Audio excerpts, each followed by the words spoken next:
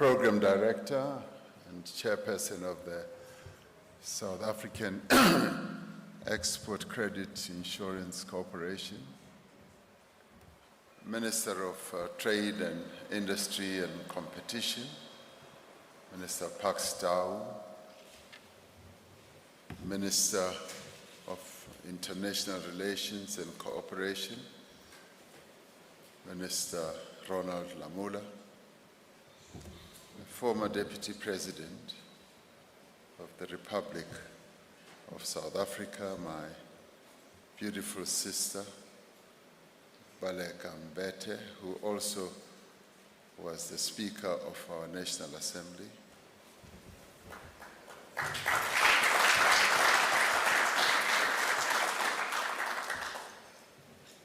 I say beautiful advisedly because she has remained absolutely beautiful over the years that I've known her, which numbers up to 30 years. It's not often that beauty remains dazzling for 30 years that you've known someone. President of the Afreximbank, Dr. George Alumbi, and your guests who you have brought along with, we are truly grateful to have you amongst us, but also the many people that you have brought with, much as your intention was to awe and overwhelm us, we still remain in greater numbers than you. And also in absentia to greet Professor Benedict Orama, who I worked with very closely, which I will relate in a little while, members of the board and the technical team, and representatives of business and organized labor who are here. I heard that the president of the largest workers' federation in the history of South Africa is here as well, and a number of other representatives from COSATU. I greet you all, and each time I come into a business meeting, I often do a scan. President Olumbi, I do a quick scan to see if I am amongst people who have money. And sometimes, as I enter the room, I often just have a sense of the aroma of money.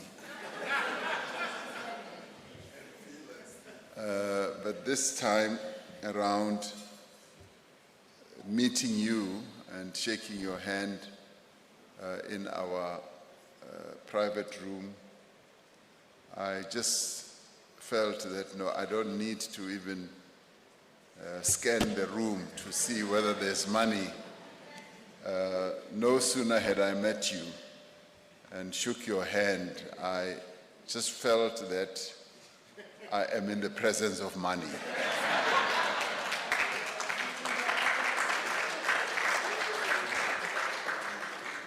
So I don't know if you loved music. You love music, and there's a Tina Turner song where she sings, "Hey, big spender, spend a little time with me."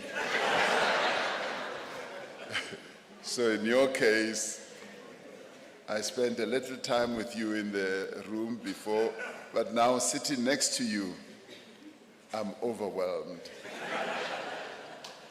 I mean, for someone who I'm meeting, I think we met before, but let me say, I'm meeting you for the first time as president of the bank. You've proved to be a big spender. I mean, you just are dishing out quite a lot of money. And I started doing my count because I have a mental calculator and a physical one.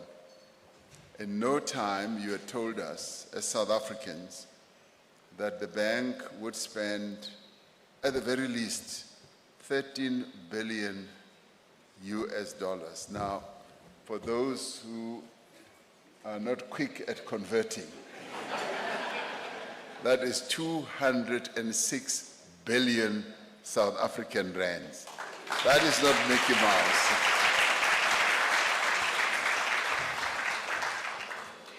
So that is the weight and the measure of the president of Afreximbank, who we should give a rousing round of applause and thank him.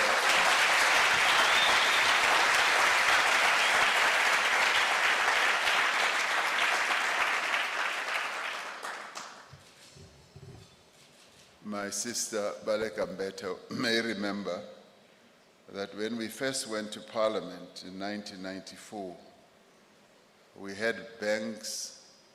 You know, once you became a member of Parliament, you had come from working for the ANC, and the ANC used to pay us 2,000 rand a month. It was just increased a little bit to 4,000 rand a month. Even Nelson Mandela was paid 4,000 rand a month. I was the Secretary General. When we got to Parliament, suddenly you had all manner of banks coming, offering you credit cards and mortgage bonds and so forth. And all that was debt. Now today we have a man who has come to offer us money for investment. And I'd like to thank you, my brother. You are not like other banks. Other banks just come to offer you debt. Thank you so much. Much more seriously, today we mark a major, major milestone in our quest to realize what I would call the economic integration of our continent, Africa. South Africa's accession to Africa Export-Import Bank affirms our commitment to African industrial development and to deepening trade, investment, and development across our continent. Once finalized, the South African Afreximbank country program will be operationalized with a finance package, as we had, that will initially support a range of strategic projects across the trade and industrial cluster.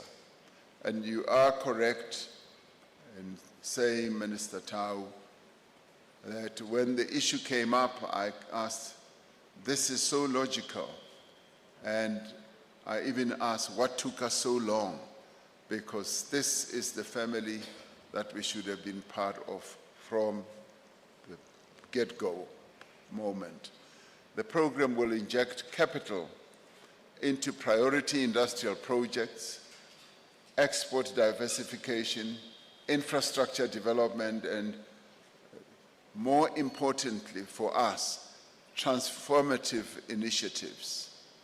And one of those areas that we're going to focus on with immediate effect is to give muscle to our transformation fund, which Minister Tau and his team have been working on to support black businesses who, by the way, were held back by the evil apartheid system from being active participants in the economy of our country. And this is where I am often amazed at those who have been privileged in the apartheid system, who are trying to block us as black people as we seek to accede to becoming real economic actors in the economy of our country. And we thank AfriximBank for giving muscle to the objective that we have. And this today, for me, means that the transformation fund, which others have been opposing, is going to happen, and it's going to happen right now.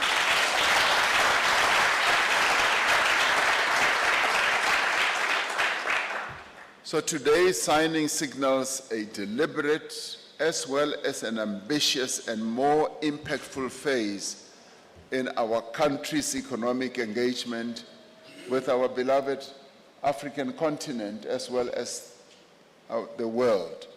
For South Africa, the decision to accede to Afreximbank represents a strategic alignment. We seek to contribute to an Africa that prioritizes intracontinental trade, that builds its own industrial base and capacity, and also mobilizes African financial institutions to support development. For more than 30 years, Afreximbank has demonstrated its own ability, its resilience, its innovative capability, but it has more than that demonstrated that it has impact. It has developed a diversified portfolio across geographic areas as well as sectors. This partnership will strengthen in more ways than one South Africa's ability to support exporters, South African exporters that is, industrial projects and regional value chains while advancing our continent's development. South Africa accedes to Afreximbank at a time of both challenge, which at times makes people terrified, but it is also a time of great opportunity for our continent and indeed for our country as well. Global economic uncertainties, climate risks, and shifting trade patterns underscore the need for building economic resilience and capability. As a country, we are implementing far-reaching reforms and transformative actions to restore growth, to improve competitiveness, but also to expand inclusion. It is important for us, as we deal with all these challenges, we should also focus on engendering inclusive growth. Coming from a history where there was exclusion, where the majority of our people were excluded from economic activity, our focus is on inclusion. So the resources that we mobilize will therefore be focused on ensuring that there is inclusion in economic participation. We are working to accelerate economic growth by implementing various transformative reforms, increasing infrastructure investment, and also targeting a reformed industrial policy. As we accede to the establishment agreement today, we do so with a clear understanding that membership alone is not the objective that we are seeking to achieve.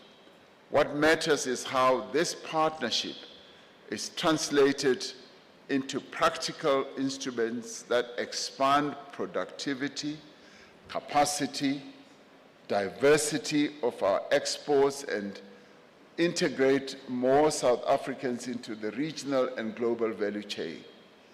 And in doing so, we will seek to focus on empowering women-led businesses, youth-led businesses, for they are the real future of our country as well as of our continent. South Africa's industrialization path is anchored by three mutually reinforcing pillars: decarbonization, diversification, and digitization. We are pursuing an energy transition that balances climate imperatives with developmental realities, that builds new industrial capabilities and creates new jobs.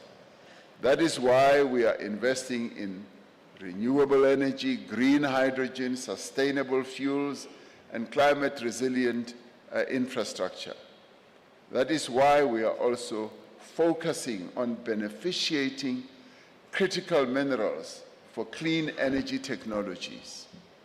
Now, when we started harping on the issue of beneficiation of minerals to stop our continent from exporting rock, soil, and dust, and to focus more on beneficiating the very, very rare minerals that we have as an endowment on our continent, many people thought we were mad.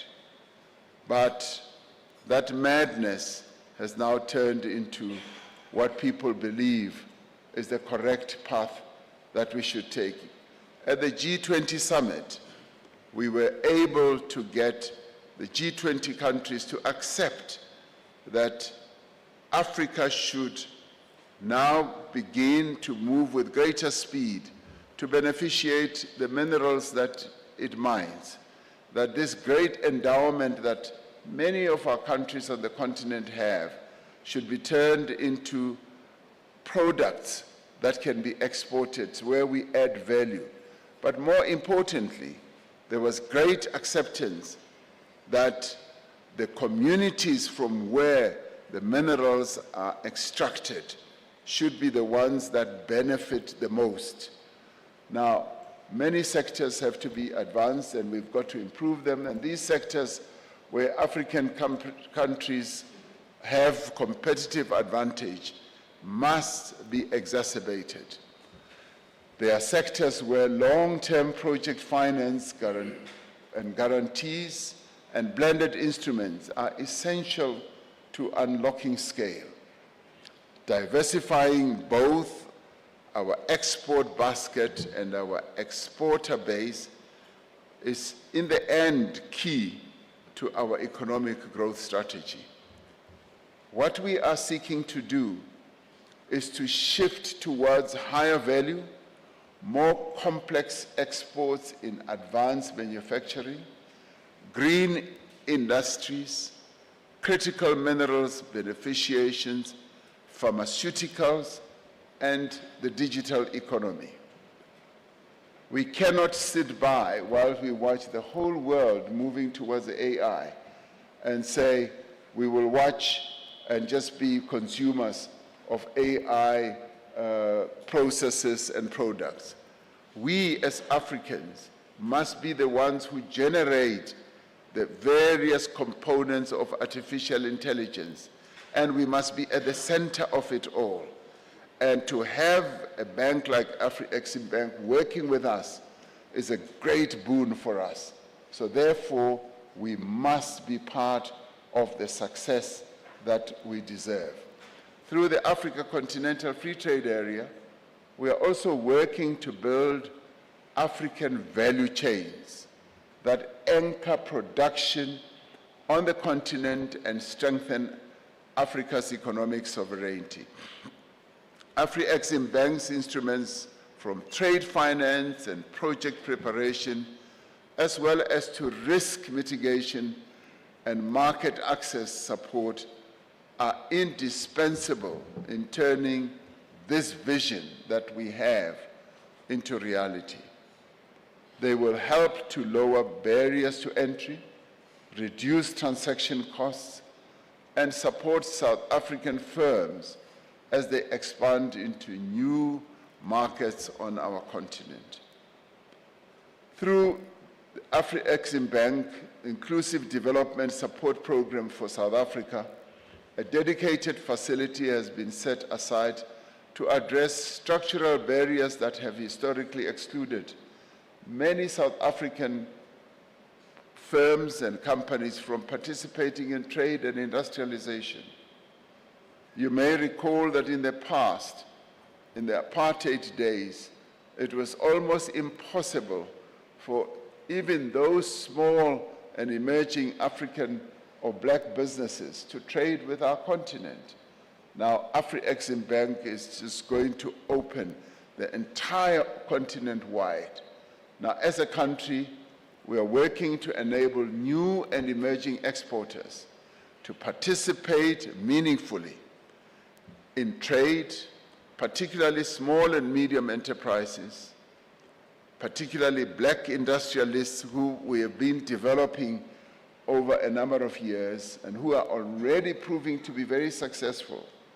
And we also want women and youth-owned firms to be active participants in all these developments. So this program will enable black businesses and entrepreneurs to access finance, to build assets, and participate in strategic sectors. So if there have been barriers of participation, this opportunity removes those barriers today. Today's accession brings us a step closer towards the incubation of a South Africa Export-Import Bank. Working closely with AfriximBank and building on the experience of our Export Credit Insurance Corporation, we are essentially laying the foundations for a national institution that will support exporters, and it will crowd in investment and provide financing that is aligned to our industrial priorities. This is a strategic investment in our ability to compete and to support South African firms across the export life cycle. It will help to ensure that our participation in African and global trade is sustained, it is resilient, and it is developmental. But more importantly, that it is profitable. So allow me to conclude by acknowledging the leadership that has brought us to this point. We welcome Dr. George Ilombi, and President and Chairperson of the Board of Directors of AfriximBank, whose stewardship marks a new chapter in the bank's evolution. We recognize Professor Benedict Orama, who is the former president of AfriximBank, under whose visionary leadership the process of South Africa's accession was initiated and advanced. I remember how, for the longest time, he kept on urging us as South Africa to become part of this bank. Now, the contribution that has been made in building AfriximBank into a formidable continental institution laid much of the foundations for the partnership we formalized today.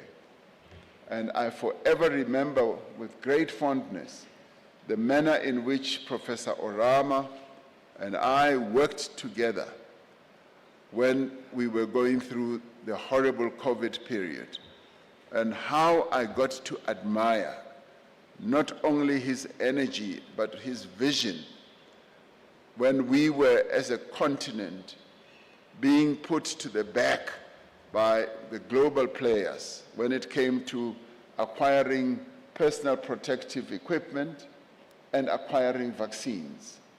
He was one of those, together with Strive Masiyiwa, who were in the forefront of fighting for Africa to get vaccines, access to vaccines, but later on, for Africa to manufacture vaccines on our continent.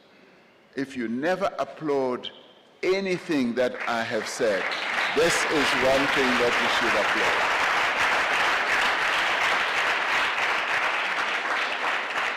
Now, so you understand, this was a most revolutionary moment. If you recall, once COVID broke out, it was the countries in the Northern Hemisphere, because of access to pharmaceutical companies, that doled out money to those pharmaceutical companies to develop a vaccine. And once that vaccine had been developed, they acquired nearly all the vaccines in the world, and we were left without any access to vaccines. And we had to work extremely hard, at times making phone calls at 3 o'clock, 4 o'clock a.m. South African time with the rest of the world trying to get vaccines for the 1.3 billion people on our continent. And what they had done was just to amass the vaccines, and many of them had acquired vaccines that were 3 to 5 times more of their own population and did not want to release some to our continent. And we had to put up a big fight. And Professor Orama and Strive Masiyiwa and myself, and including a number of other advisors that we had appointed, we worked extremely hard, but in the end it was Afreximbank that told the world, because they kept saying, where will you get the money? You don't have money to pay for those vaccines. It was Professor Orama who said, I will make sure that AfriximBank puts a check on the table, a check of $2 billion up front on the table so that you provide the continent with vaccines. It was then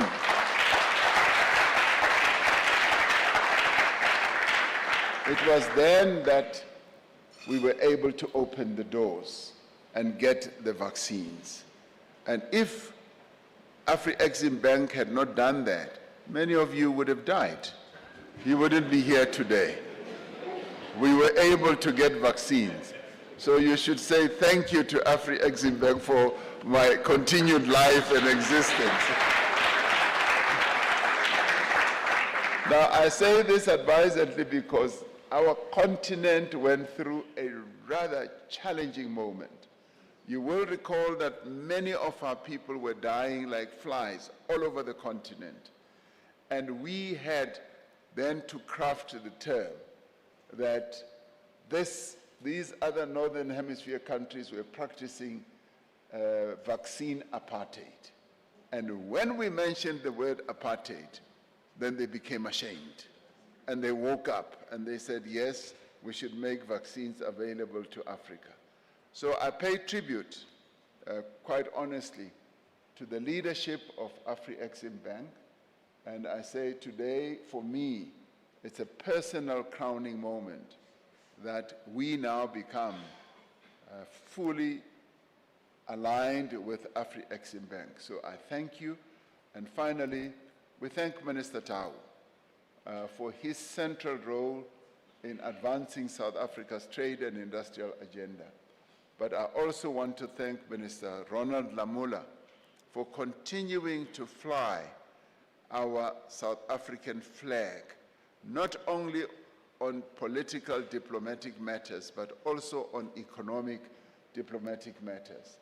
We have a formidable team that is making sure that Africa, or South Africa, holds its head high, but more importantly, that our continent is at the table, is recognized, and has a voice, and becomes a participant in the decisions that are taken.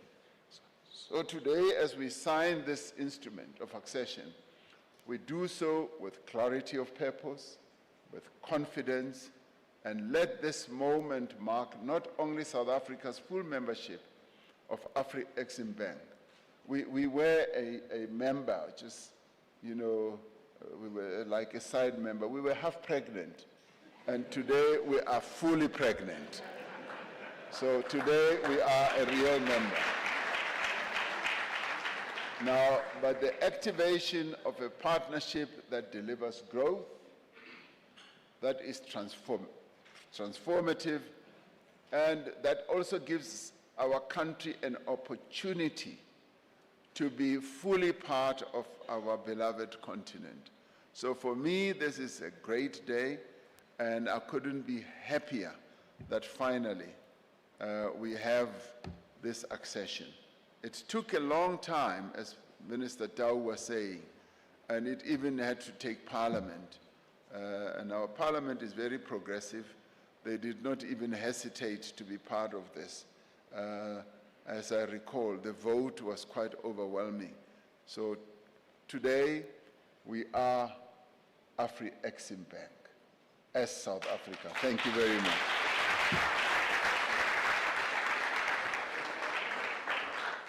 Mr. President, please stay on the stage. Please stay on the stage, sir.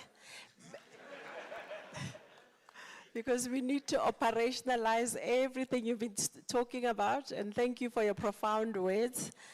You'll be joined on stage by Honorable Minister Tau, as well as Dr. Elombi to witness the signing. Thank you very much.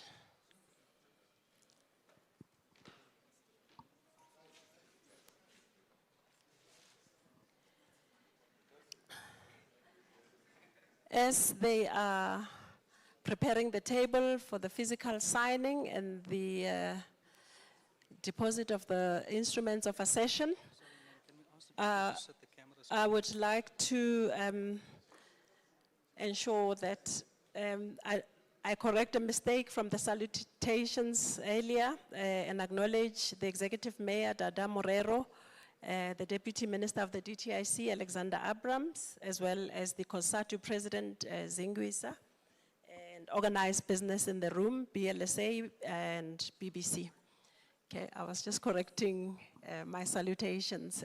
Minister, you have two witnesses, the President, His Excellency, as well as Dr. Elombi.